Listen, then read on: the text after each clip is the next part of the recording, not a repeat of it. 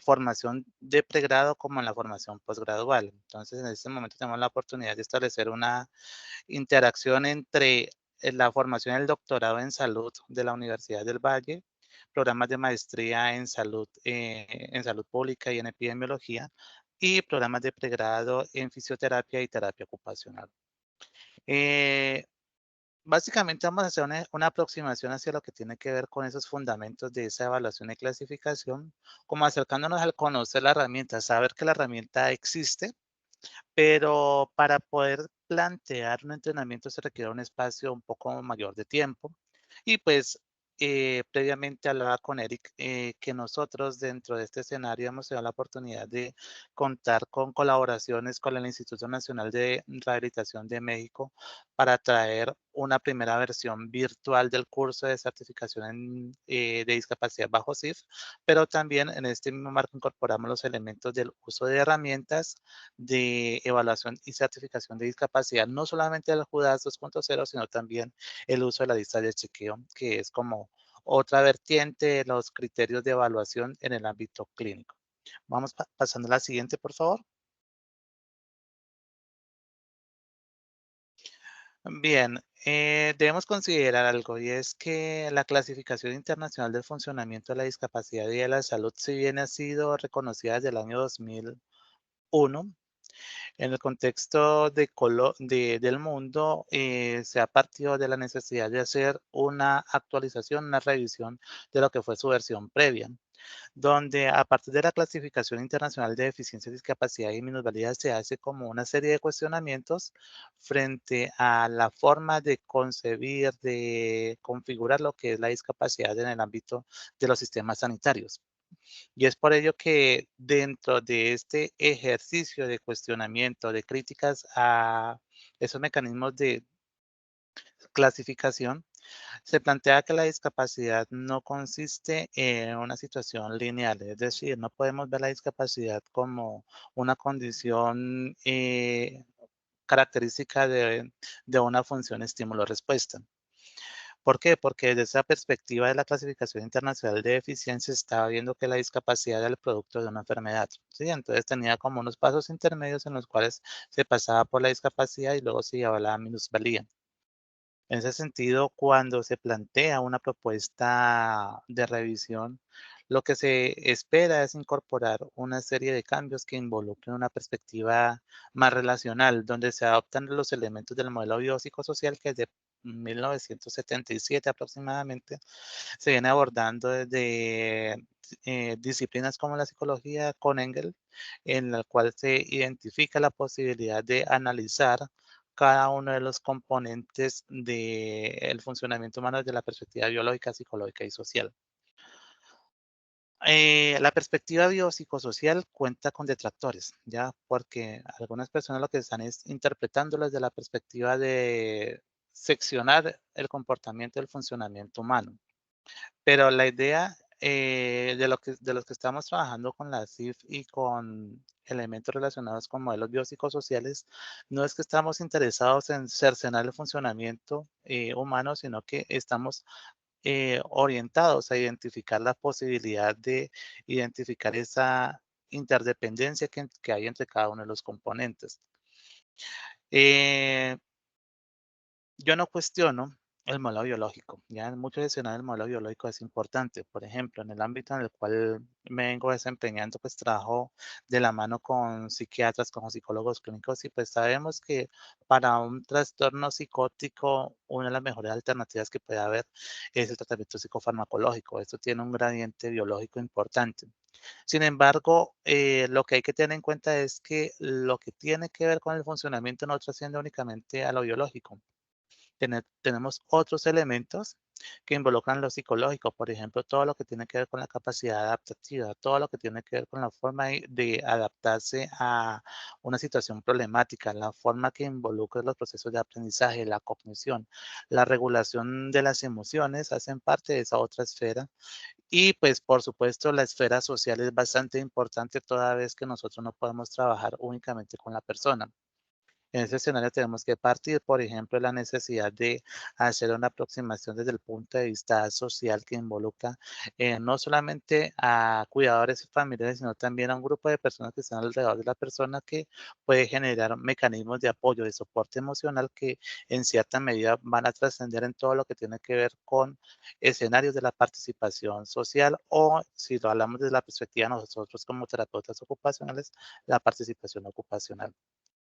A partir de esa revisión de la CIDDM, que se dio por allá en los 80, en 2001 se presenta oficialmente la Clasificación Internacional del Funcionamiento, donde se incorpora ese vínculo que puede ser positivo, puede ser negativo, con las características del entorno, entendiéndose el entorno como todo este soporte social, este soporte físico que puede darse en el término, en el contexto de una persona que convive con una condición de salud.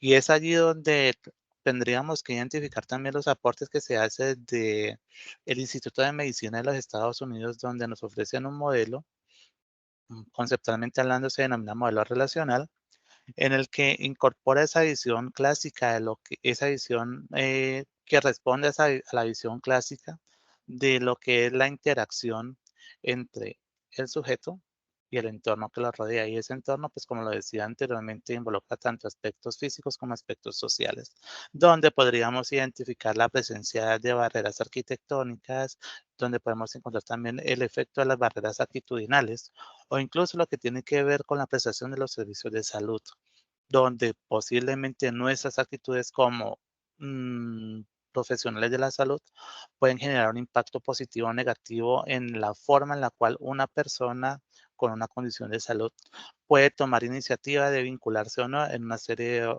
actividades que pueden ser significativas para ellos.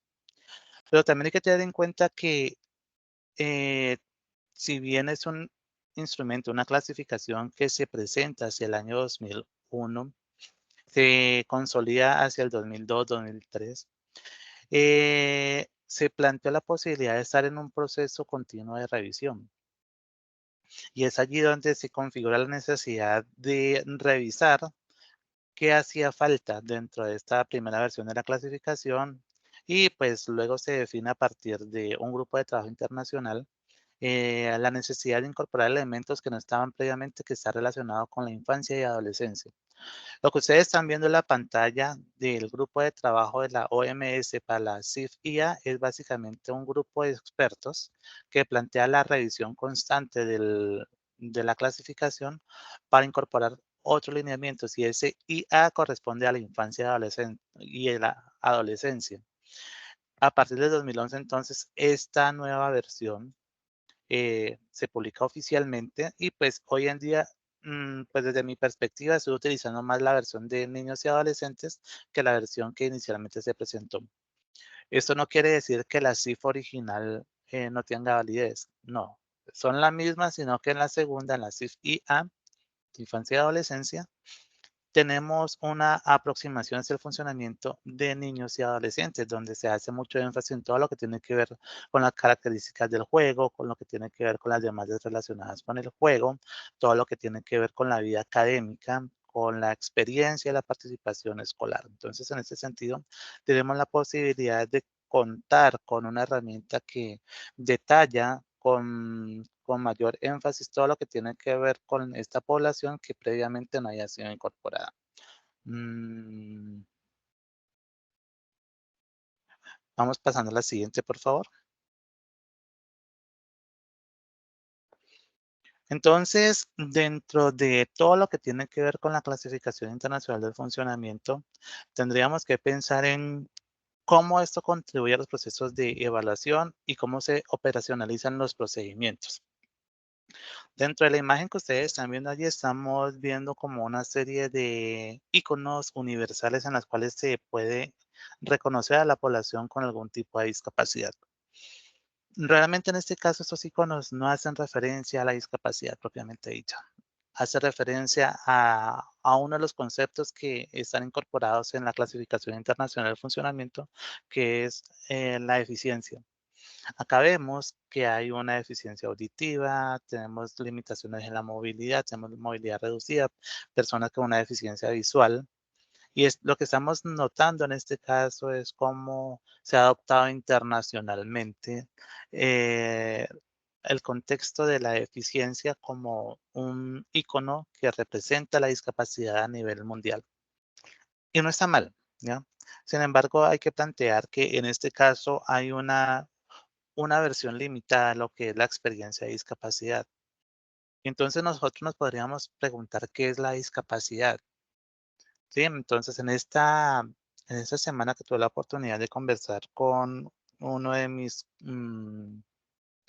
colegas con los que venimos adelantando procesos de investigación en el tema, hablábamos que para operacionalizar una variable como la raza, la etnia, la edad, teníamos una serie de criterios bien definidos, ¿sí? Si yo quiero saber cuál es la edad de una persona, lo que le puedo plantear es en qué momento estamos y en qué momento nací, se sacó la diferencia y obtengo la edad, ¿cierto? Entonces la puedo cuantificar, puedo establecer un vínculo. Y si quiero ser más riguroso, lo que hago es pedirle a la persona su documento de identidad, verifico su fecha de nacimiento, la contrasto con mi fecha actual, entonces ahí tengo una medición objetiva. Si quiero preguntar por la etnia, pues básicamente yo le puedo preguntar, ¿usted con qué grupo étnico se identifica? Sí, porque en el contexto colombiano, pues una persona puede identificarse como parte de los grupos afroamericanos o como grupos indígenas o población gitana, población o población palenquera, que es como un grupo específico de población afro que se relaciona mucho con los procesos libertarios aquí en Colombia, para poder determinar esa clasificación. Entonces, uno podría obtener la información a partir de lo que la persona nos refiere, de lo que podamos observar nosotros. Pero si estamos hablando de discapacidad, nos quedan múltiples preguntas. ¿Cómo se evalúan? ¿Sí? ¿Cuáles son los criterios que pueden haber para evaluar la discapacidad cuando incluso dentro de nuestra misma conversación con el profesor Erika ahorita me decía que todavía no se ha cogido la clasificación internacional de funcionamiento de discapacidad y de la salud? Entonces, si nosotros hablamos de discapacidad, lo tenemos que ver como, bajo esos lineamientos, por supuesto, de la CIF, como un término genérico que involucra funciones, actividades y participación en el contexto en el cual una persona se puede vincular a la ejecución de una actividad. Entonces, en ese sentido, pues sí hay algunas dificultades para evaluar ese tipo de variables. Por supuesto, se tiene que contar con una serie de herramientas.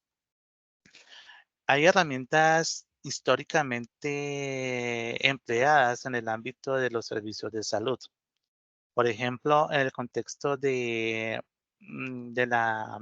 salud mental y psiquiatría, conocemos algo que se denomina escala global del funcionamiento, pero a partir de la revisión del Manual Diagnóstico y Estadístico de los Trastornos Mentales, o DSM-5, como se conoce en este momento, se planteó una dificultad de ese instrumento, y es que ese instrumento estaba confundiendo los criterios para determinar discapacidad. Entonces, la presencia de un trastorno psicótico estaba siendo asumido como discapacidad. La presencia de un trastorno depresivo estaba siendo asumido como discapacidad. Entonces, en ese sentido, se estaba generando una mala clasificación de lo que era la discapacidad.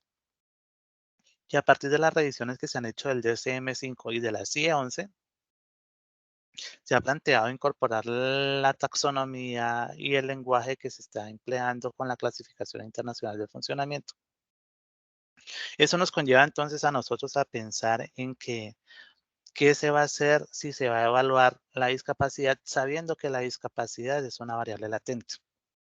Entonces, se han generado otras estrategias donde podríamos acudir a los instrumentos derivados de la clasificación internacional del funcionamiento en países como el nuestro, donde se ha cogido la CIF como un elemento de lenguaje unificado para poder hacer contrastes y comparaciones a nivel mundial. Entonces, es importante que tengamos en cuenta las diferencias que debe tener entre la medición de una variable observable, una variable dura, como el sexo, la edad, la raza, la presencia de los niveles de glucosa en sangre. Y otra cosa es una variable latente como la discapacidad, U otro ejemplo de variable latente sería el coeficiente intelectual. ¿Listo? Entonces, hay que contar con unos parámetros para poder identificar ese nivel de discapacidad en términos de medición. Pasamos a la siguiente, por favor.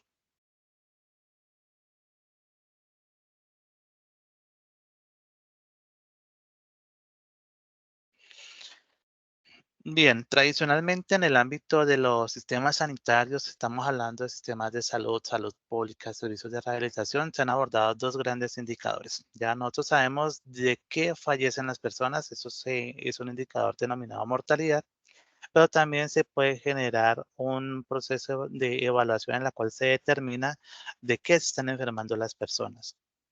Pero resulta que la mortalidad y la morbilidad no dan cuenta del funcionamiento, ¿sí? Y es por eso que uno de los principales autores que viene trabajando con la evaluación de discapacidad y cómo se incorpora a los sistemas sanitarios, Gerald Stuckey, ha venido proponiendo mecanismos para articular la evaluación del funcionamiento dentro de los sistemas de salud y dentro de los sistemas de rehabilitación. Entonces conocemos este artículo que fue publicado hacia el 2017, donde se asume el funcionamiento como, como el tercer indicador clave en los sistemas de salud y como indicador clave para la rehabilitación. ¿Por qué? Porque en el momento en el cual nosotros hacemos una aproximación a una serie de necesidades de personas que cuentan con una condición determinada de salud, es necesario hacer aproximaciones a lo que está ocurriendo. Entonces yo podría determinar que tengo una experiencia de vida conviviendo con una condición. Pero es que esto no se aborda desde la clasificación internacional de enfermedades, no se aborda desde eh, el manual diagnóstico de los trastornos mentales, sino se considera el funcionamiento como un elemento clave. Entonces, allí donde, gracias a estos desarrollos y a estos ajustes que se han hecho en procesos de evaluación de condiciones de salud, se ha planteado la necesidad de incorporar el funcionamiento como mm, un indicador que permita tomar decisiones. Dentro de este escenario, cuando nosotros trabajamos con un grupo poblacional, evaluamos discapacidad, podemos decir si tiene un mayor compromiso en tal dominio, yo puedo asignar recursos para dar respuestas a necesidades, o incluso si estoy en el ámbito clínico, yo hago la evaluación de cada uno de los dominios de discapacidad, yo puedo tomar decisiones para orientar de mejor manera mis decisiones, incorporar diferentes referentes teóricos que orienten mi intervención, pero también me permiten establecer una interlocución con otros profesionales de la salud. Entonces, en este sentido, cuando tenemos una certeza de la importancia de incorporar la evaluación de discapacidad y la evaluación del funcionamiento como indicador clave, yo creo que vamos a poder tener la posibilidad de garantizar mecanismos de seguimiento para determinar la efectividad de nuestras intervenciones, si lo vemos desde el punto de vista de la salud pública, pero también lo podríamos ver desde la eficacia de las intervenciones, si lo vemos desde procesos de investigación, donde hagamos algún tipo de intervención con algún tipo de comparador. Siguiente, por favor.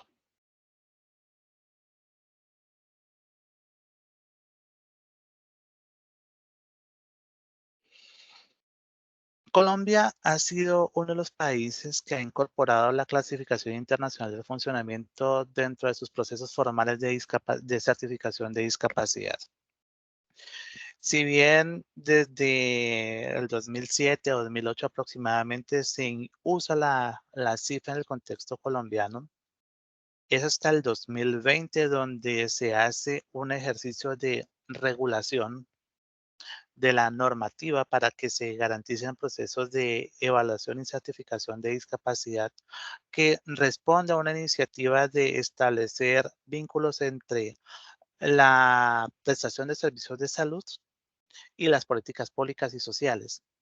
Entonces, nosotros en el contexto colombiano desde el 2020 contamos con lo que ustedes ven a su lado derecho, la resolución 113 del 2020 del Ministerio de Salud y Protección Social, donde orienta la forma en la cual una persona puede solicitar que sea certificada su condición de discapacidad.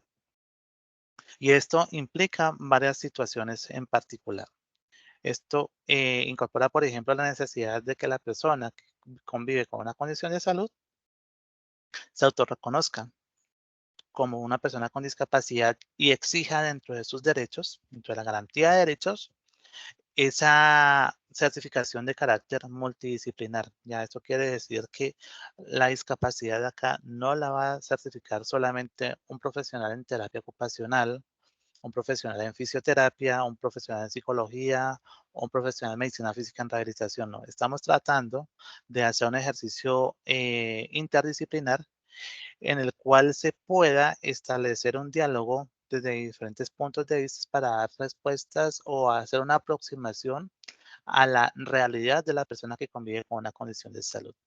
Entonces, en ese sentido, cuando estamos hablando de la certificación de discapacidad, se parte de una serie de parámetros que permiten identificar el déficit en las estructuras corporales, es decir, la deficiencia, cuál es el grado de deficiencia que puede tener esa persona, que puede ser múltiple, puede ser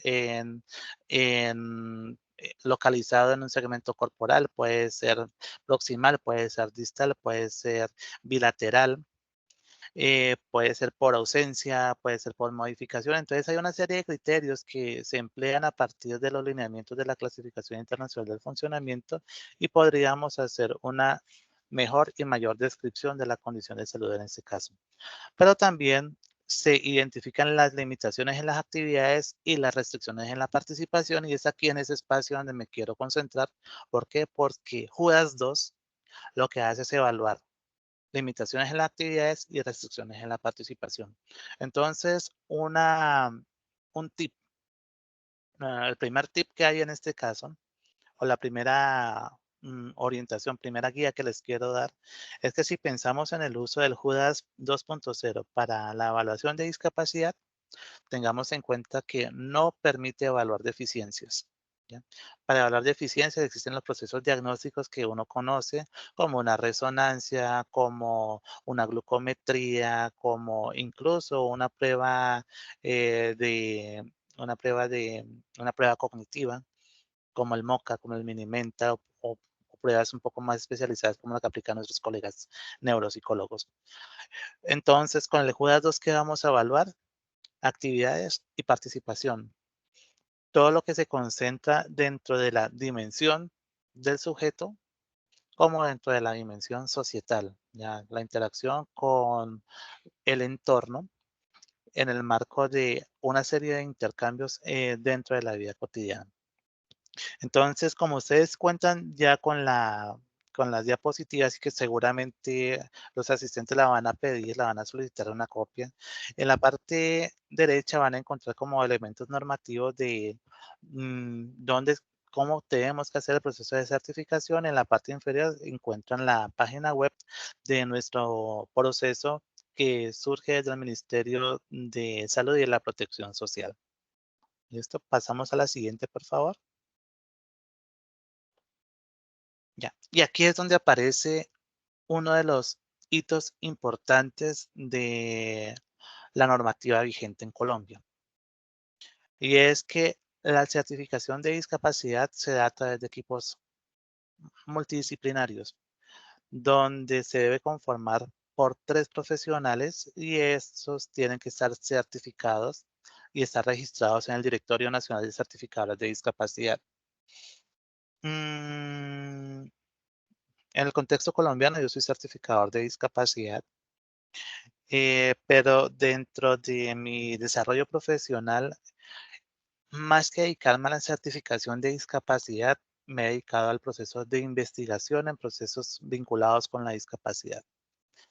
Y entonces, en este caso, nosotros podríamos decir que en el grupo multidisciplinario podemos participar como terapeutas ocupacionales, pero adicionalmente debe hacer parte un médico general o especialista en una de las áreas de interés, como la área de neurología, como el área de como el área de medicina física y rehabilitación, como el área de psiquiatría. y 2 profesionales de alguna de las siguientes áreas: fisioterapia, terapia ocupacional, fonoaudiología, psicología, enfermería, optometría o trabajo social. ¿Por qué? Porque tenemos la capacidad de hacer una aproximación hacia lo que es esa experiencia de vida desde el punto de vista de la participación en los principales dominios del funcionamiento que involucran el comprender y conocer, el moverse en el entorno, el autocuidado, las relaciones con otras personas, lo que tiene que ver con actividades instrumentales de la vida diaria, productividad y trabajo, y la participación social. Entonces, si bien tenemos la posibilidad de estar certificados, ser reconocidos como certificadores de discapacidad, es importante que tengamos en cuenta que en el contexto colombiano, los certificadores de discapacidad no lo podemos hacer a título propio. Tenemos que estar vinculados con una institución prestadora de servicios de salud, que es lo que significa esa sigla de IPS, que está en la penúltima línea de la presentación. IPS significa institución prestadora de servicios de salud. Y pues efectivamente se tiene que hacer un análisis de cada caso, donde se tiene que tener en cuenta pues todos los resultados de esas pruebas diagnósticas que existen, todos los resultados de esos antecedentes de la historia clínica y efectivamente los resultados de la entrevista que hace el equipo interdisciplinar. Entonces, pues básicamente eso implica una entrevista donde la persona va a narrar su experiencia de vida, donde la persona va a narrar qué es lo que está ocurriendo en el funcionamiento diario y particularmente el funcionamiento en los últimos 30 días, que es como lo orienta es el cuestionario de evaluación de discapacidad de la OMS. Siguiente, por favor.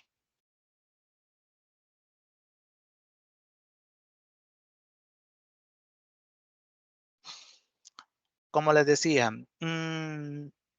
desde la universidad venimos trabajando como consultores de tomadores de decisiones.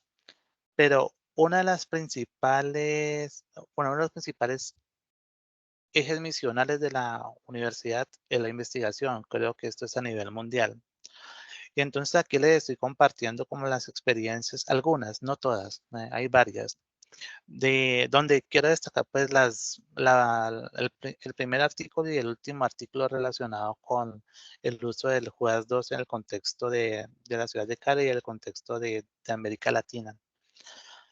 En el primero, estamos hablando de esos factores relacionados con la carga de discapacidad en personas con intento de suicidio. Y acá es donde me tengo que remontar a mi formación como magíster en epidemiología, donde desde mi formación como terapeuta ocupacional conocía la herramienta, conocía como todo ese trasegar de la herramienta y su vínculo con la clasificación internacional del funcionamiento, pero en el contexto colombiano era de dominio de los académicos, ¿ya? Pero en ese momento yo no era un académico, yo era un asistencial, donde prestaba mis servicios en una red pública de servicios de salud y a partir de una experiencia que tuvimos con incremento en la frecuencia de intentos de suicidio, en el contexto de la zona en la cual teníamos que realizar nuestras acciones, entonces surge la idea de evaluar discapacidad después del intento de suicidio. Y entonces aquí pareciera que nos estuviéramos anticipando a este artículo que previamente les estuve compartiendo, donde el funcionamiento es un tercer indicador para comprender qué está pasando con lo que están viviendo las personas. ¿Sí? Entonces, dentro de este escenario, lo que hicimos fue tomar un registro centinela de intento de suicidio y en colaboración con la Secretaría Municipal de Salud de Cali en aquel entonces, tuvimos la posibilidad de hacer una evaluación a una muestra que fue seleccionada aleatoriamente dentro de la ciudad de Cali, ¿ya? Entonces, el intento de suicidio está incrementándose en frecuencia, pero no es un evento muy frecuente, o por lo menos hay un subregistro importante. Y en el momento en el cual se incorpora la evaluación del funcionamiento, nos dimos cuenta de las múltiples necesidades que tenía este grupo de personas con las que estábamos trabajando. Nos dimos cuenta de que no era solamente importante la atención en la crisis, no era solamente llevar a la persona a la unidad de salud mental que queda acá justo enfrente del hospital de la Universidad del Valle o al Hospital Psiquiátrico Universitario del Valle, que son como nuestras dos principales referentes en atención especializada, sino que también se requiere otras pautas. Y fue allí donde a partir de los resultados de esta investigación se fortaleció el componente del programa de la estrategia de rehabilitación basada en comunidad en el contexto de Cali. Entonces, cada vez que se presentaba un nuevo intento de suicidio, se incorporó por un periodo de tiempo la evaluación de la discapacidad secundaria al intento de suicidio.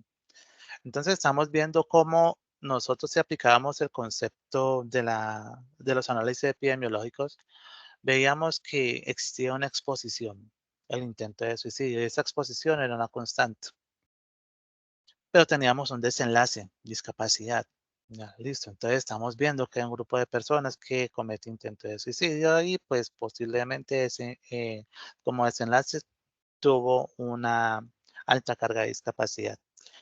Y al hacer los análisis comparativos, pues efectivamente veíamos cómo se presentaban patrones de discapacidad en función del mecanismo que se empleaba para el intento de suicidio. ¿Ya? Entonces, digamos que ese fue como el primer hito de propuestas de investigación donde incorporamos el Judas 2.0, pero no era el 2.0, sino que era el 2, ya la versión clásica del instrumento.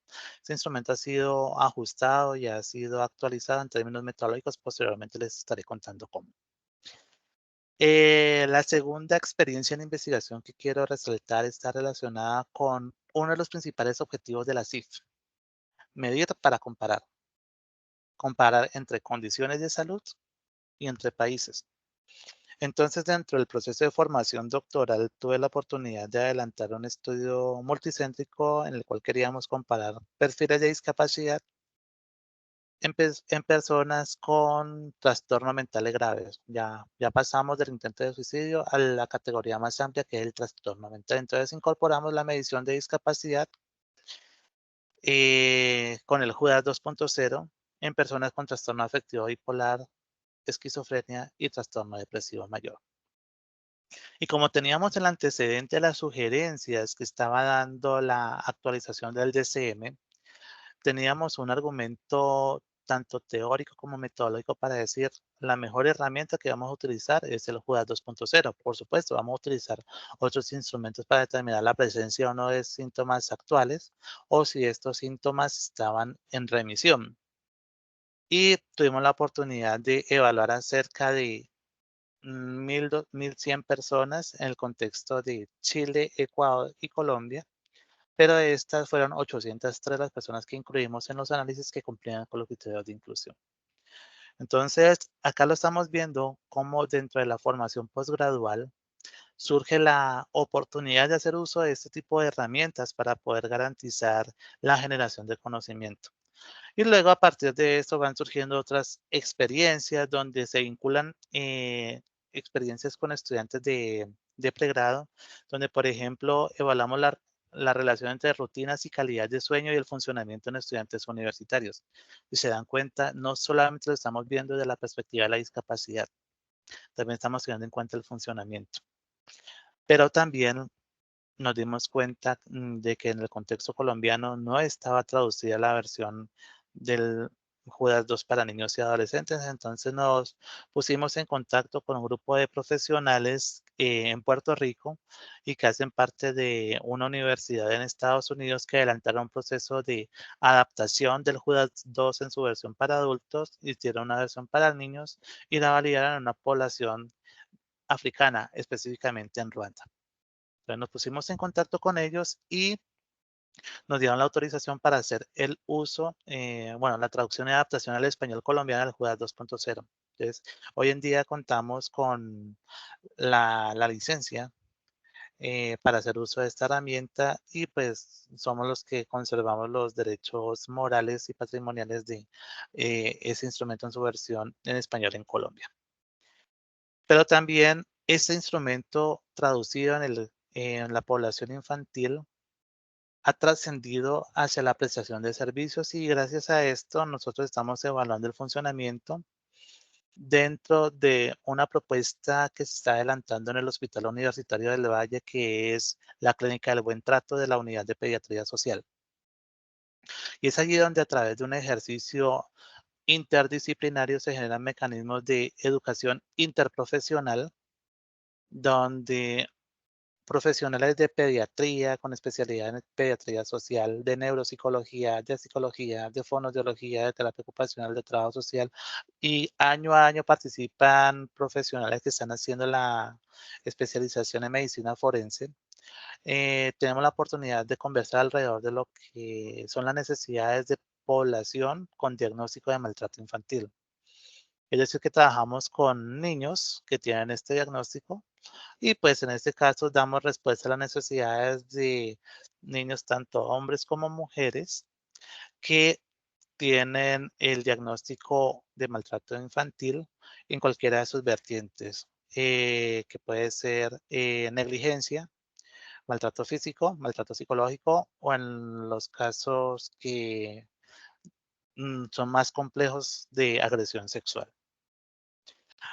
También dentro del escenario de los procesos de investigación, hemos tenido la oportunidad de adelantar proyectos de tesis doctoral en el doctorado en salud de la Universidad del Valle. Y la experiencia más reciente fue una tesis doctoral denominada Factores causales de discapacidad en sobrevivientes a siniestros viales en el Valle del Cauca y Cauca durante el 2018 y el 2021. Con esta tesis doctoral no solamente dimos respuesta a necesidades de formación e investigación a estudiantes de doctorado, sino que hicimos un ejercicio de mm, formación. Yo lo llamo en cascada, ¿verdad? Y lo llamo en cascada porque el origen del proyecto es el doctorado en salud, pero también incorporamos estudiantes de maestría, específicamente estudiantes de maestría en epidemiología de salud pública, y tenemos la experiencia de ya 5 trabajos de grado, de pregrado, tanto de fisioterapia como de terapia ocupacional.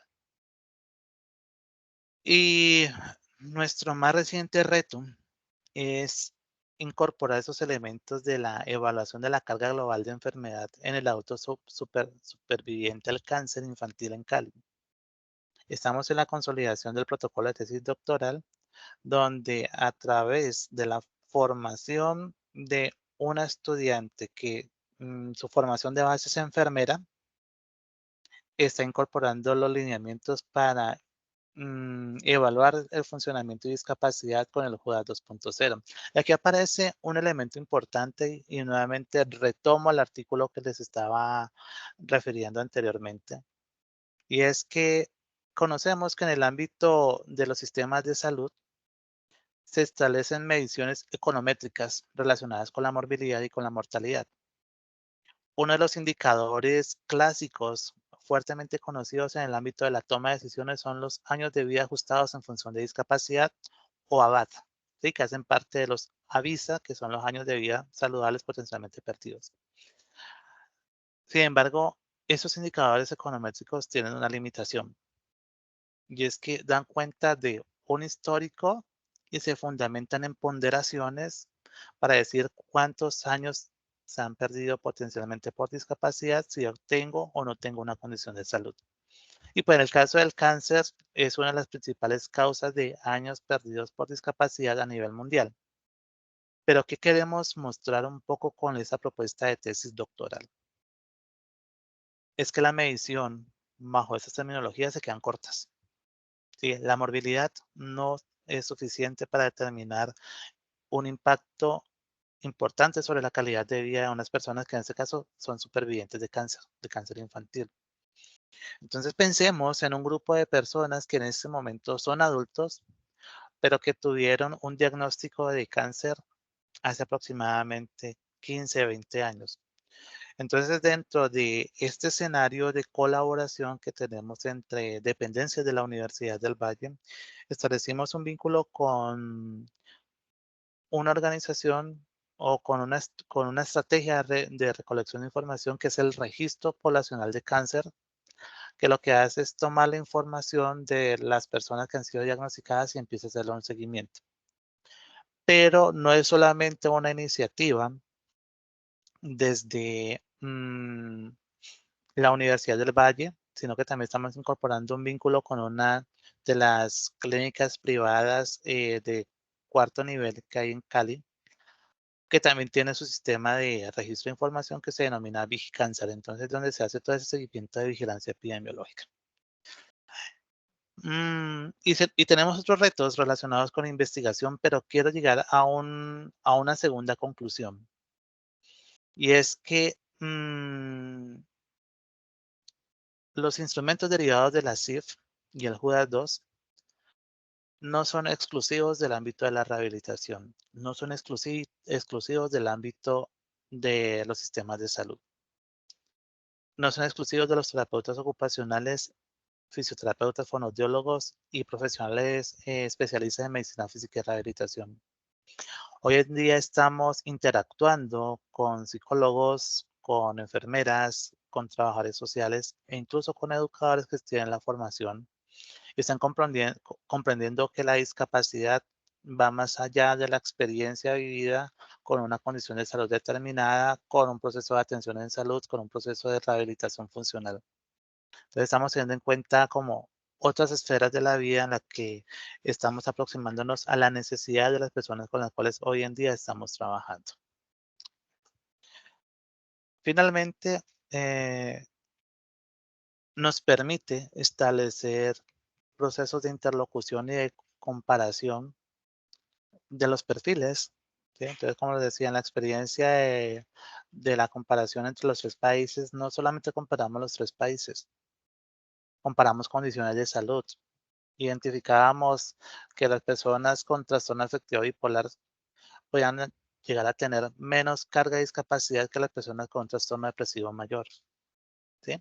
Entonces, la literatura nos ha dicho, sí, uno de los principales elementos relacionados con el funcionamiento de las personas con trastorno afectivo bipolar depende del estadio en el cual se encuentre la persona, si los síntomas están en remisión.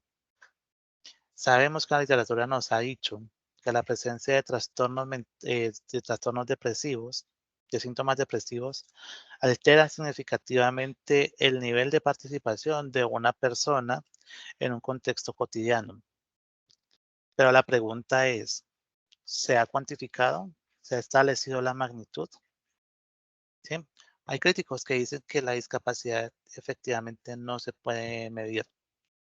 Pero dentro de este escenario podemos decir que tenemos una serie de herramientas que nos permiten hacer una aproximación a la realidad a partir de modelos tanto matemáticos como modelos epidemiológicos que nos permiten dar cuenta de una realidad sentida, de una realidad vivida, efectivamente estableciendo que hay algunos límites de esos procesos de investigación. Entonces, digamos que esos son como la segunda conclusión a la cual quiero llegar con esta presentación en este webinar. Pasamos a la siguiente, por favor.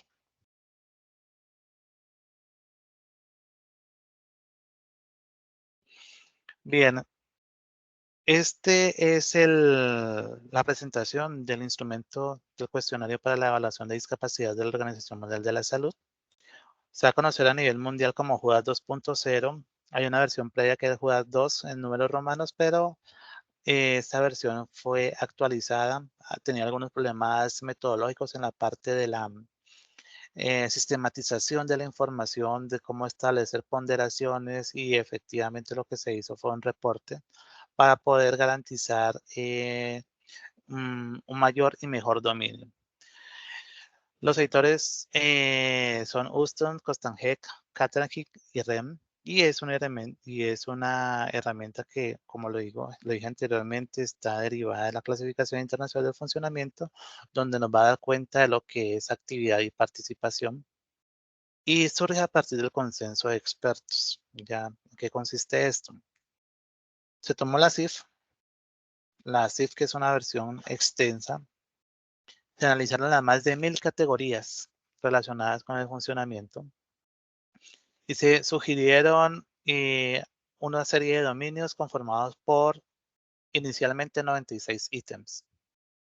Pero después de ese proceso de revisión y de validación, se llegó al acuerdo de que se iba a contar con 6 dominios y cada dominio puede tener entre 4 y 8 ítems y posiblemente esto daba cuenta de una aproximación cercana a la realidad de las personas en términos de su funcionamiento. La situación que hay que tener en cuenta es que la herramienta como está diseñada inicialmente es una herramienta para ser administrada en adultos. Sin embargo, como ya se han tenido una serie de adaptaciones y adecuaciones, se ha planteado pues ya usarla en población infantil, específicamente con las variaciones.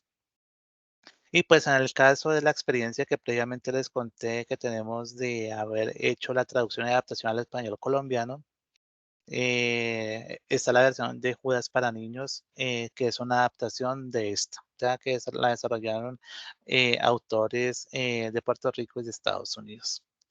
Pasamos a la siguiente, por favor.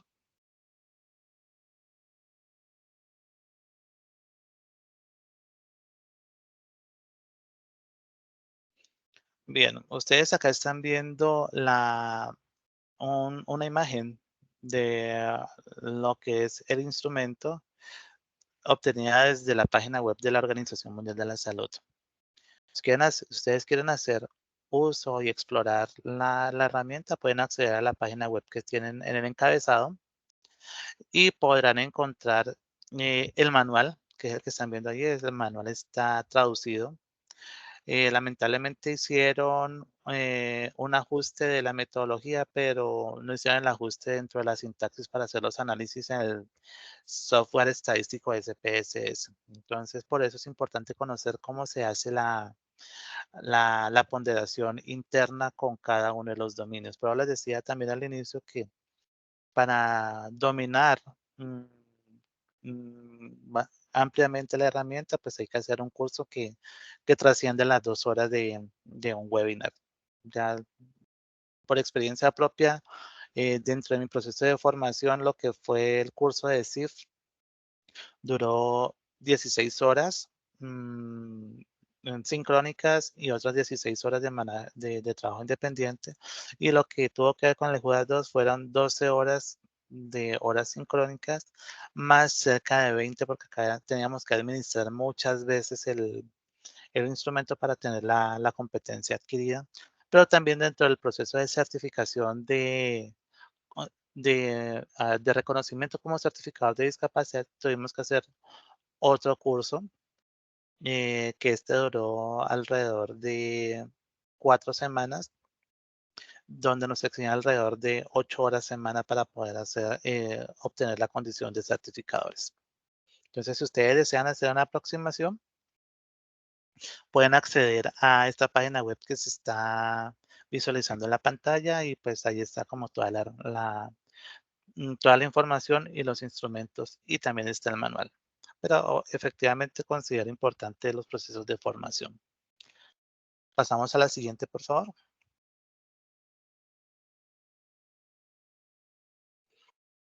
Entonces, el Judas 2 es un instrumento que mide la discapacidad independiente del diagnóstico y tiene varias características. La primera es que este instrumento puede ser heteroadministrado, es decir, un profesional o estudiantes de último año de carreras de la salud pueden hacer uso de la herramienta después de un entrenamiento preguntándole directamente a la persona cuál ha sido su dificultad experimentada en los últimos 30 días. Y esta es la otra versión autoadministrada, pero hay que tener algunos elementos de alerta cuando estamos haciendo uso de la versión autoadministrada. La primera es que se exige que las personas tengan alto nivel de formación académica y garantizar un alto nivel de alfabetización. ¿Por qué? Porque la persona tiene que leer, tiene que escribir, pero dentro del proceso entre leer y escribir tiene que comprender. qué le están preguntando. Y pues cualquiera de las dos versiones que ustedes están viendo allí, administrada o autoadministrada, internamente tiene otras tres versiones. La primera versión es una versión corta que sirve de tamizaje o de cribado, como se conoce a nivel internacional, que tiene 12 ítems que da cuenta de generalidades del funcionamiento. Pero si yo obtengo resultados altos dentro de esta herramienta, puedo profundizar aplicando la versión de 12 ítems más 24. Si yo administro esta versión de 12 ítems más 24, pues realmente lo que estoy haciendo es administrar la versión de 36 ítems. En ese sentido, a título personal, como profesional, prefiero utilizar la versión de 36 ítems que las otras. Así se trata de un proyecto de investigación, ¿no? ¿Por qué? Porque en el proyecto de investigación yo sé que tengo una información tan robusta que puedo dar continuidad a la línea de investigación y ante todo puedo garantizar que se tenga la posibilidad de profundizar en cada uno de los dominios. Ejemplo, hoy hicimos la evaluación con el Judas 2 para niños en el servicio de urgencias del Hospital Universitario del Valle y estamos haciendo la evaluación de relaciones interpersonales. ¿Sí? Y acá se pregunta por relaciones con desconocidos, con amigos, con familiares, para hacer nuevos amigos y con personas del entorno escolar. Y solamente en uno de los ítems, la persona que evaluamos nos dijo presente dificultad contra el grupo de personas.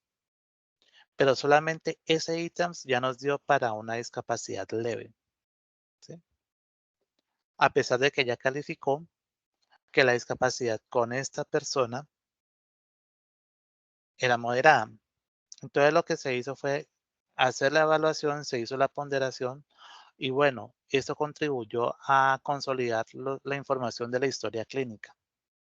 Y entonces estamos en el ámbito de la clínica del buen trato en el programa de pediatría social y a partir de allí lo que se hizo fue generar un informe que está orientado hacia consolidar un reporte final a nuestro sistema de bienestar familiar para tomar la decisión de que esta niña necesitaba que se tomara una decisión que era garantizar el ejercicio de derechos. ¿Sí? Entonces quedó bajo una medida de protección y allí el informe del terapeuta ocupacional y de la neuropsicóloga contribuyen a todo lo que tiene que ver con hablar más allá de la morbilidad asociada al maltrato infantil. Sí, entonces estábamos hablando de una niña con una alta carga emocional, con una alta carga física que tenía algunas secuelas físicas, pero también dentro del funcionamiento estaba ocurriendo algo. Y entonces este indicador se tuvo en cuenta pues para informar a las personas que toman decisiones para la protección y el bienestar de los niños para que estudiara dentro de nuestro sistema de bienestar. Entonces, estamos haciendo uso de esta experiencia para aportar la toma de decisiones dentro de una perspectiva interdisciplinar. ¿Quién nos puede dar información a nosotros? La misma persona, cuando es un buen informante, o un cuidador, un cuidador informal, un familiar, una persona, un amigo. Habitualmente acá en Colombia quienes cuidan son las madres o personal asistencial, cuidadores formales, personas que están siendo contratadas para suplir los cuidados de una persona con discapacidad en este caso. Pasamos a la siguiente, por favor.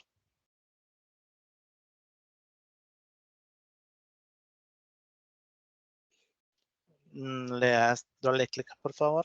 Eh, Dentro de la herramienta, ustedes van a encontrar unas tablas de apoyo. Si a ustedes le preguntan qué es una condición de salud, ustedes pueden referir, ¿es una enfermedad u otros problemas de salud? Son heridas, lesiones, problemas mentales o emocionales, problemas relacionados con el alcohol o problemas relacionados con el uso de drogas. Estamos viendo que una condición de salud eh, abarca una gran sombrilla de diagnósticos, ¿sí? Lo puedo usar dentro de los procesos de rehabilitación física, o también lo puedo usar dentro de los procesos de rehabilitación psicosocial, pero los puedo utilizar también en el contexto comunitario, ¿sí? En el ámbito laboral, en el ámbito educativo, en el ámbito comunitario. Y pues no, a diferencia de la escala global del funcionamiento o de una herramienta que la antecede, que tiene el mismo nombre, pero que no tiene nada que ver con esta herramienta que se llama Judas, esas que les estoy mencionando eran específicas para personas con trastornos mentales. Acá ya no es específica para trastorno mental, la podemos utilizar tanto en el ámbito de la rehabilitación física como en el ámbito de la rehabilitación psicosocial, como en otros ámbitos más allá de lo clínico. Y pues nosotros vamos a preguntar por qué tanta dificultad ha tenido la persona en los últimos 30 días. ¿Puedes darle clic de nuevo al teclado, por favor? Y es allí donde nosotros vamos a determinar cuál es ese grado de dificultad que ha tenido las personas en los últimos 30 días. Es una escala tipo Likert. Anteriormente estaba comprendida entre 1 y 5, pero como hubo problemas en la sistematización y en la codificación, a partir de las opiniones de expertos se planteó, vamos a hacer uso de los parámetros que originalmente están en la clasificación internacional del funcionamiento. ¿Y qué nos dice la CIF? Vamos a medir las deficiencias o las discapacidades de la no alteración, que en este caso es ninguna, o hasta la presencia de alteración severa o extrema, que en este caso la persona no puede hacer o no puede hacer la actividad que se está planteando. Entonces vemos que las puntuaciones van entre 0 y 4. Si bien es una escala tipo Likert que se asume como una escala de carácter ordinal, luego planteamos la posibilidad de hacer una transformación en una escala porcentual, una escala que está comprendida entre 0 y 100, bajo unos parámetros complejos. Ya ahorita les especificaré cómo es. Lo complejo realmente no es tan complejo porque es el equivalente a una regla de 3 simple. Continuamos, por favor.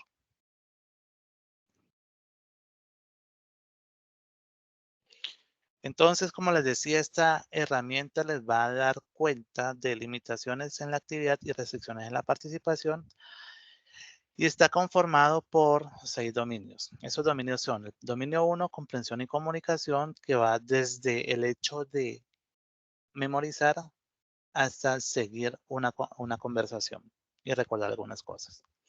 La capacidad para moverse alrededor involucra la capacidad que yo tengo para cambiar de posiciones, la capacidad para moverme dentro de mi casa, la capacidad para moverme en mi contexto externo, en la comunidad, y también mi capacidad para recorrer distancias largas. El cuidado personal, ¿sí? El autocuidado, como lo conocemos nosotros los terapeutas ocupacionales, pregunta por vestirse, comer, eh, estar solo por tiempos largos, porque acá incorpora como el estar solo como un elemento de autocuidado, y particularmente es importante dentro del contexto de la salud mental. Las relaciones con otras personas, que creo que fue uno de los dominios que les comenté anteriormente de la experiencia que tuvimos hoy en nuestra experiencia de práctica. Y pues acá, en el caso de los adultos, eh, hablamos de de una quinta dimensión que está relacionada con el establecimiento, las dificultades que puede presentar una persona para tener relaciones sexuales, ¿sí? Asumiendo la actividad sexual como parte del funcionamiento cotidiano. Ya, si ustedes han tenido contacto con el marco de trabajo para la práctica de terapia ocupacional, la actividad sexual está siendo reconocida como una área ocupacional que se vincula con el autocuidado, ¿sí? Pero también se pregunta por actividades de la vida diaria que no son más que las actividades instrumentales, los quehaceres de la casa, y pregunta por hacerlo bien y por hacerlo rápido. Y lo que tiene que ver con el trabajo o estudio. Entonces, si una persona trabaja o estudia, se administra ese dominio relacionado con el trabajo o estudio. Si no trabaja en el contexto de el reconocimiento de las ocupaciones, las personas que están jubiladas, que están pensionadas, que tienen una licencia médica superior a 30 días y las amas de casa no se les administra este componente, ¿ya? Yo tengo mi cuestionamiento de no administrárselo a las amas de casa porque es que realmente el trabajo doméstico involucra un escenario de trabajo no remunerado, pero ese fue el consenso al cual se llegó a nivel internacional. Y finalmente lo que tiene que ver con participación en sociedad, donde trasciende la vida cotidiana dentro del hogar, dentro de la familia y establece como esos vínculos sociales y comunitarios. Acá hay dos preguntas donde hacen una pequeña aproximación a la principal deficiencia que tiene ese instrumento. Y esas dos preguntas están relacionadas con qué tanta dificultad tiene una persona por el efecto de barreras físicas o al vivir dignamente por actitudes de otras personas. ¿Y por qué pienso que es una de las grandes debilidades que tiene el instrumento? Porque tenemos múltiples barreras, tenemos múltiples facilitadores dentro del contexto, dentro de los factores contextuales y de los factores personales. Entonces, posiblemente se queda corta la herramienta al hacer una aproximación sobre eh, el efecto de esos factores externos. Ya tuvimos una experiencia en investigación en el tema y lo solucionamos haciendo uso de la lista de chequeo, incorporando los apartados para eh, barreras y facilitadores, todos los factores contextuales y tuvimos unos resultados interesantes del contexto de la política de discapacidad de la Universidad del Valle. Pasamos a la siguiente, por favor. Conozcamos entonces esta herramienta famosa en el contexto mundial.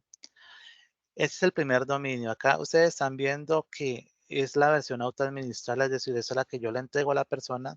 Se conservan las mismas preguntas por cada uno de los dominios. Y vemos, por ejemplo, que hay unos apartados donde se subrayan. Entonces, es aquí donde tenemos que hacer un énfasis. Entonces, cuando le estoy administrando el instrumento a las personas, yo hago énfasis en esos apartados que están subrayados. Entonces, por ejemplo, voy a hacer una lectura textual haciendo el énfasis, pero para que ustedes lo tengan como referencia. En este cuestionario se incluyen preguntas sobre las dificultades debido a sus condiciones de salud. Condición de salud se refiere a una enfermedad o enfermedades, otros problemas de salud de corta o larga duración, lesiones, problemas mentales o emocionales o de los nervios y problemas relacionados con el uso de alcohol o drogas. Y acá podemos hacer uso de la tabla que les mostré anteriormente, donde les explicaba qué era una condición de salud. Entonces, si vamos a hacer uso de la versión administrada, es importante que nos apoyemos en esas dos tablas, donde les explicamos a las personas en qué consisten. ¿Ya? Y luego se pregunta a lo largo de la entrevista por todo lo que está pasando, pero teniendo en cuenta como una ventana de tiempo. La ventana del tiempo es los últimos 30 días, es decir, el último mes. ¿Por qué? Porque mi funcionamiento puede cambiar con el paso del tiempo. Mi funcionamiento puede ser estable en el último mes. Pero si yo me remonto a mi labor hace 5 años, yo no estaba ejerciendo labores de docencia, estaba estudiando. Entonces, no podría decir en los últimos 5 años qué tanta dificultad ha tenido para realizar bien su trabajo. Entonces, voy a decir, no aplica porque no estaba trabajando, estaba estudiando. Pero también hay otro elemento importante, el sesgo de memoria. ¿Ya? Uno tiene algunos recuerdos importantes de lo ocurrido en el último mes, pero es difícil recordar todo lo que ha pasado durante el último año, ya con la especificidad que uno quisiera acceder a esta información. Entonces, periodo de tiempo, últimos 30 días. Y entonces acá tenemos el dominio 1 de comprensión y comunicación, donde tenemos los 6 ítems, donde nos preguntan por concentrarse durante 10 minutos, por recordar lo que tiene que hacer, analizar y encontrar soluciones a los problemas de la vida diaria, aprender una nueva tarea, como por ejemplo llegar a un lugar nuevo, entender en general lo que dice la gente o iniciar o mantener una conversación. Entonces acá básicamente lo que estamos teniendo en cuenta es esa, esas exigencias de carácter cognitivo. Y es relevante saber que cada uno de estos dominios puede guardar relación con otros procesos de evaluación que estamos haciendo nosotros. Entonces, una de las experiencias que tuvimos en la investigación fue que establecimos la relación entre los resultados de un instrumento que se llama Minimental, creo que ustedes lo conocen allá, con este dominio. Y encontramos unos resultados bastante interesantes. Vamos a la siguiente, por favor.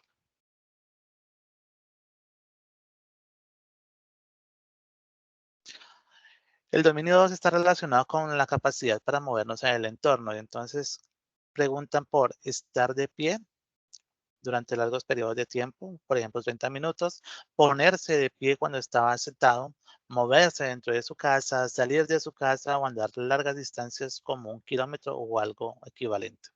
Entonces estamos viendo al lado derecho las opciones de respuesta. Ustedes recuerdan la tabla número 2 donde veíamos la escala que estaba comprendida entre 0 y 4. Ese 0 y 4 corresponde a esas categorías que están viendo ustedes allí. El 0 corresponde a ninguna, el 1 a leve, el 2 a moderada, el 3 a severa y el 4 a extrema o no puede hacerlo. Entonces, nosotros podemos hacer énfasis en las correlaciones que pueden haber entre las personas, entre las condiciones de salud y lo que nos está refiriendo la persona. Y voy a retomar nuevamente el ejemplo de lo que hicimos esta mañana. Encontramos como una ponderación global de discapacidad leve con un mayor predominio de discapacidad moderada en el ámbito de las relaciones del autocuidado y de la participación social. Pero resulta que la persona a la que evaluamos esta mañana no tenía ningún tipo de discapacidad en el ámbito de moverse en el entorno. ¿Por qué? Porque no existía una condición de salud que limitara este dominio.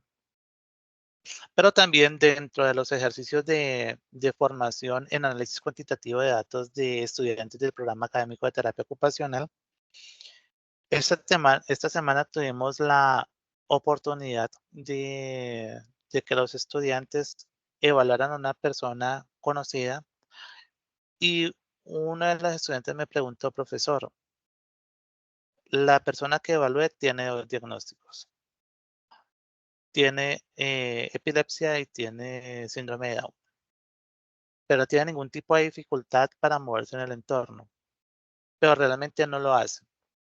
Y no lo hace porque, porque la familia lo sobreprotege.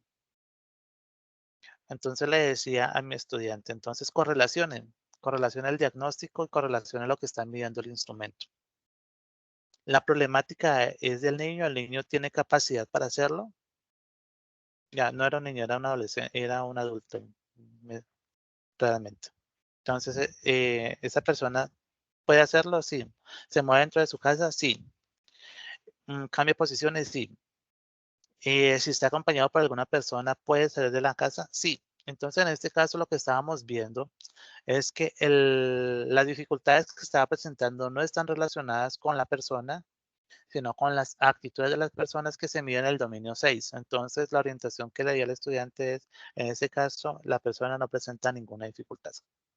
Porque si usted como terapeuta ocupacional, dentro de un proceso de evaluación en vivo, va con él a la tienda, va con él a la iglesia, va con él al parque, la persona se puede cambiar de posición, la persona puede salir de su casa, la persona puede moverse dentro de su casa, sale de su casa y también recorre unas distancias largas como 1 kilómetro o su equivalente.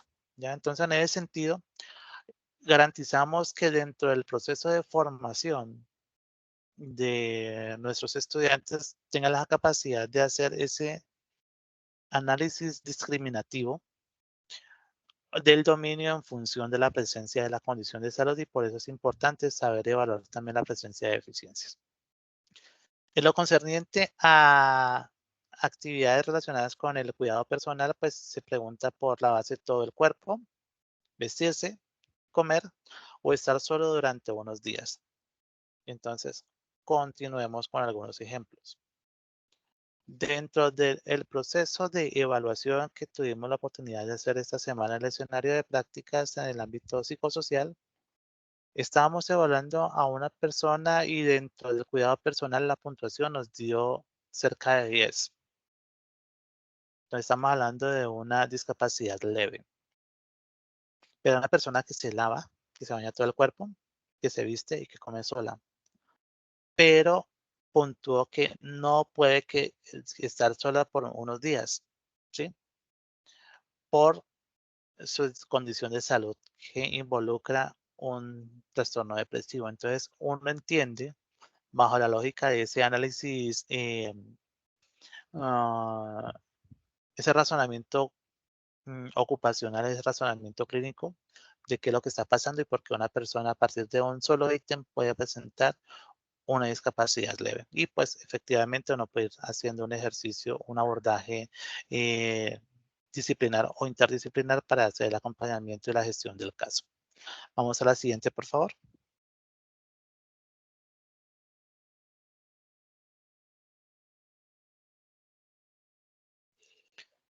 Relacionarse con otras personas. Vemos que hace como una progresión.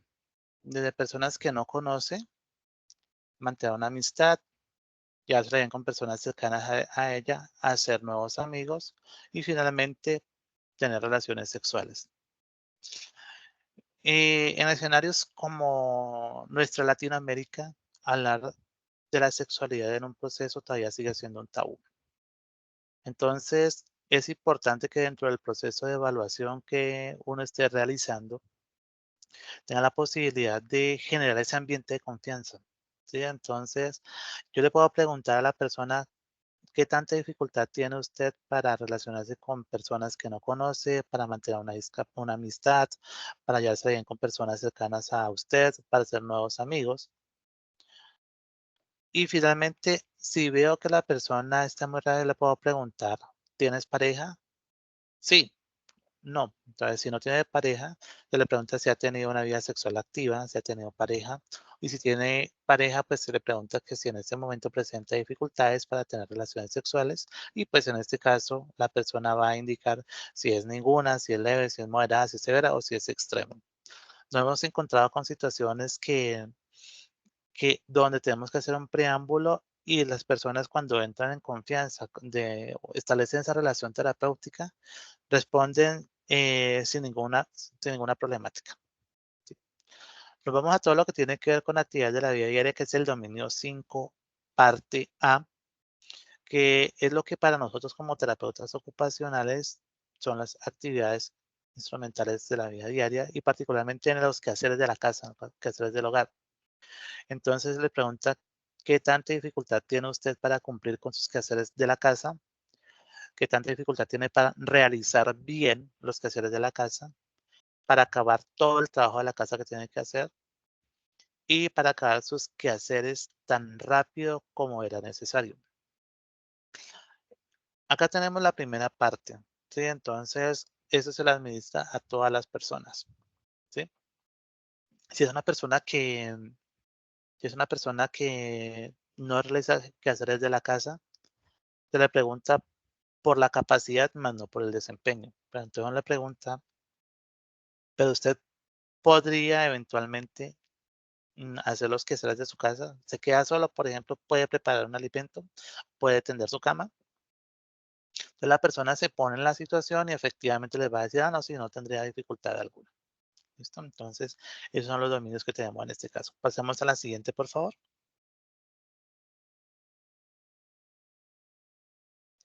Si las personas estudian o trabajan, no, la anterior, por favor.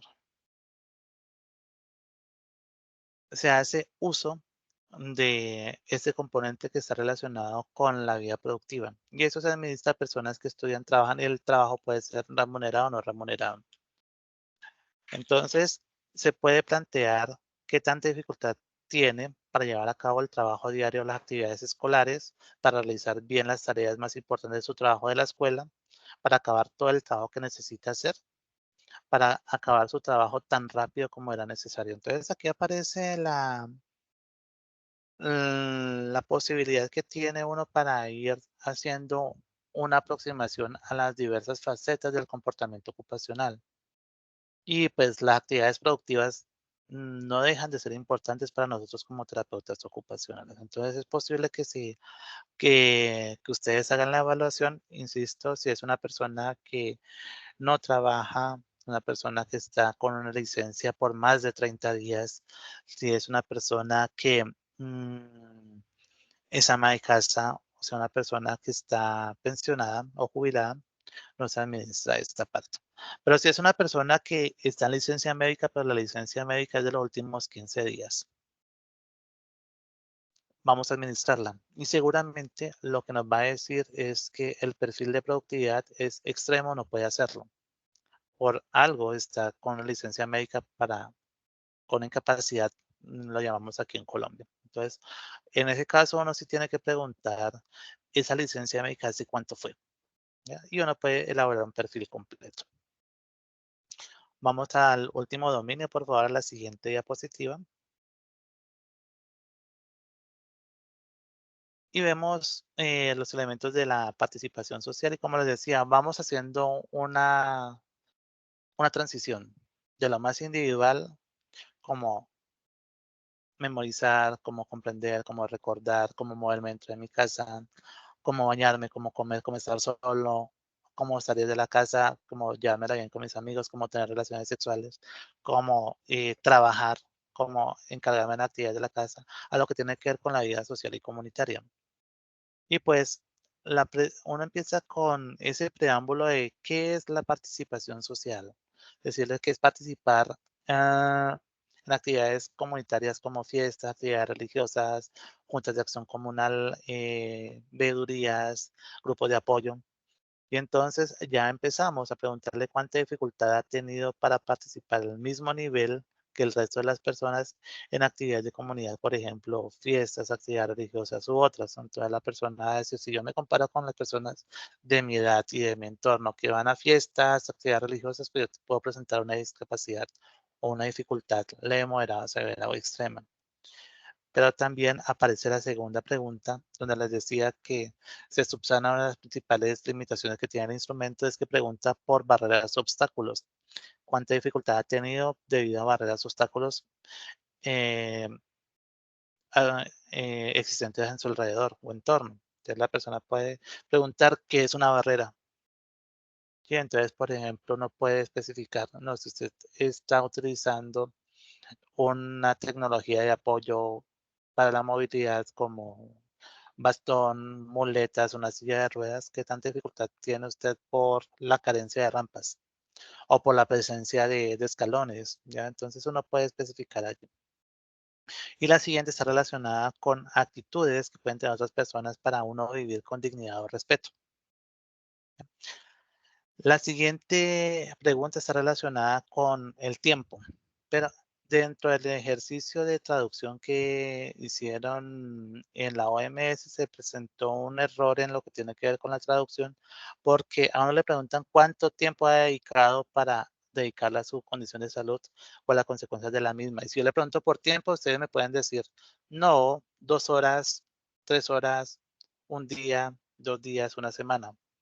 Entonces la pregunta no corresponde con la opción de respuesta. Entonces en el momento de uno hacer la evaluación, pues efectivamente uno tiene que contar con el permiso de la Organización Mundial de la Salud e informar que la pregunta 6.4 se va a adaptar para, para la siguiente estructura. ¿Cuánta dificultad ha tenido para dedicar tiempo a su condición de salud o o a las consecuencias de la misma? Y entonces ahí esa dificultad puede ser ninguna, leve, moderada, severa o extrema.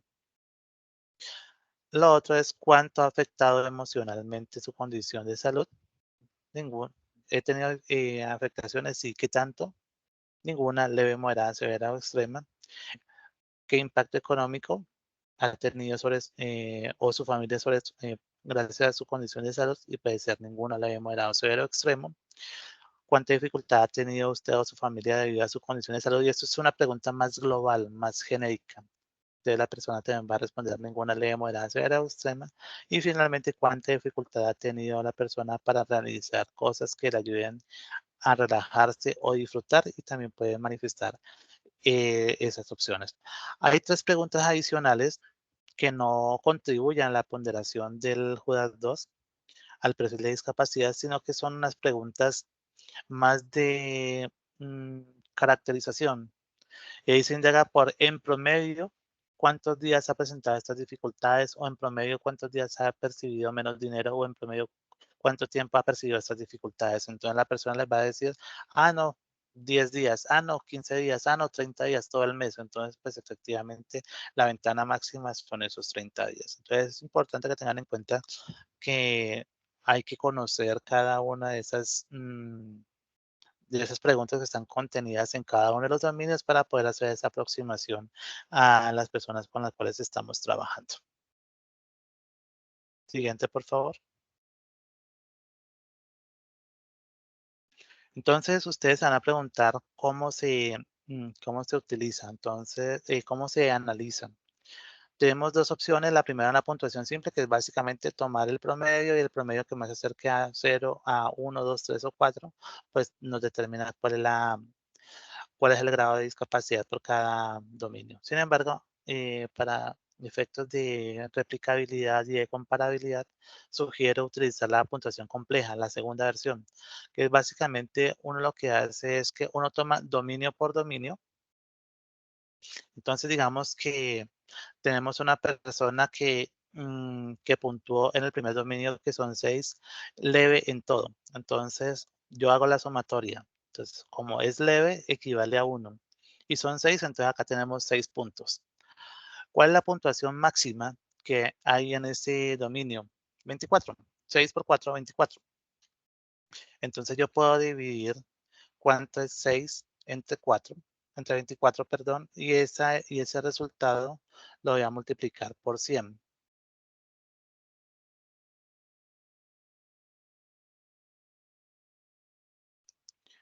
6 dividido 24 me da 0.25.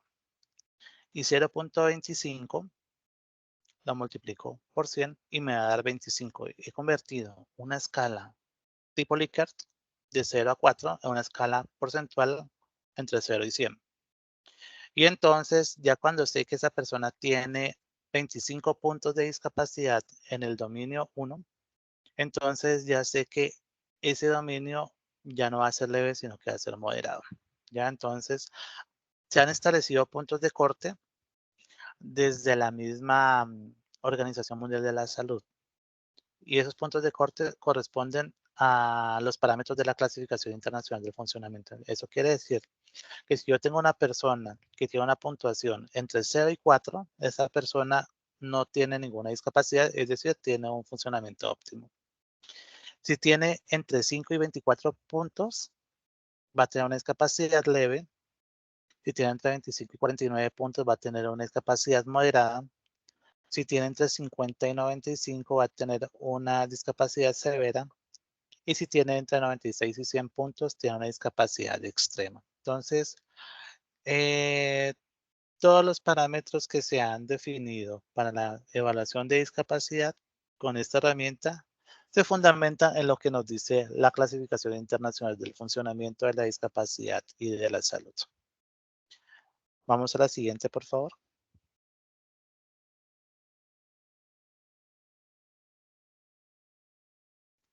Bien, entonces, mm, si bien ya les planteé a ustedes todo lo que tiene que ver con dónde acceder a los instrumentos, si quieren hacer uso de los instrumentos, tienen que hacer una solicitud, una autorización por parte de la Organización Mundial de la Salud. En la parte inferior, hacia el lado derecho, están viendo el portal web donde pueden hacer la inscripción. Ustedes toman la dirección que les estoy compartiendo allí, lo meten al buscador, dirigencian un formato donde informan que quieren hacer uso del Judas 2. ¿Para qué lo quieren usar? Para un fin de investigación, para un fin clínico, para un fin de caracterización. Y si ustedes piden la autorización por 1000 copias, van a duplicar el instrumento 1000 veces, entonces le van a dar una autorización para que sean 1000 veces, ¿ya? Por eso es importante que ustedes conozcan cuál es la población con la cual van a trabajar. Y pues si van a hacer un ejercicio de investigación, pues lo que se busca es que hagan un ejercicio de cálculo de tamaño de la muestra para que puedan hacer esas solicitudes con parámetros específicos. Habitualmente cuando hacemos investigación cuantitativa, lo que hacemos es un sobremuestreo, establecemos que la muestra puede tener unas situaciones de no respuesta. Entonces lo que hago es un ajuste y lo que incremento es un poco la muestra y ese valor es lo que yo solicito a la Organización Mundial de la Salud en términos de autorización para hacer uso del instrumento. Vamos a la siguiente, creo que con ese término, si no estoy mal. Bien, lo que les decía. Entonces, lo que estamos haciendo con el juez 12 niños, entonces al lado izquierdo están viendo la versión del documento original de la validación del instrumento en niños que fue realizada en Ruanda por un grupo eh, de investigadores de Puerto Rico y de Estados Unidos. Y al lado derecho están viendo la proyección de nuestro próximo artículo sobre la ruta metodológica para la adaptación y traducción de el Judas 2 al español en el contexto colombiano. Son avances que estamos teniendo y estamos contribuyendo al uso de la herramienta. Obviamente no es la única versión no, no es el único camino para comprender la discapacidad, pero definitivamente estamos aportando a la generación de evidencia en el contexto latinoamericano. Creo que con eso termino. Muchas gracias por la atención y pues estoy atento a sus comentarios.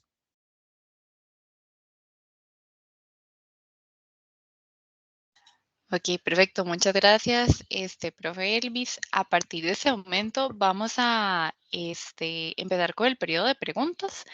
Si hay personas que tienen preguntas, me levantan la manita y les voy dando como el espacio para que puedan abrir su micrófono y hacer la consulta.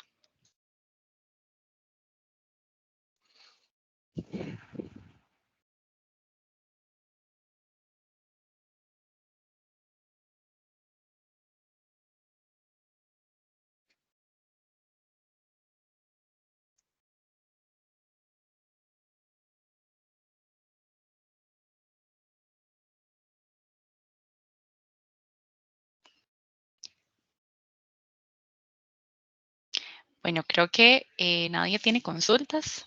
Entonces, bueno, agradecerle mucho al profe Elvis por todo su tiempo, por aceptar la invitación y por darnos una charla con tanto conocimiento, ¿verdad? Que nos permite a nosotros como profesionales poder tener una herramienta más, ¿verdad?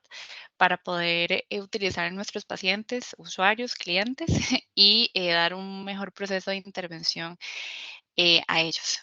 También agradecerles a todas las personas que se incorporaron, que participaron y esperamos que haya sido de gran enriquecimiento para sus caminos profesionales.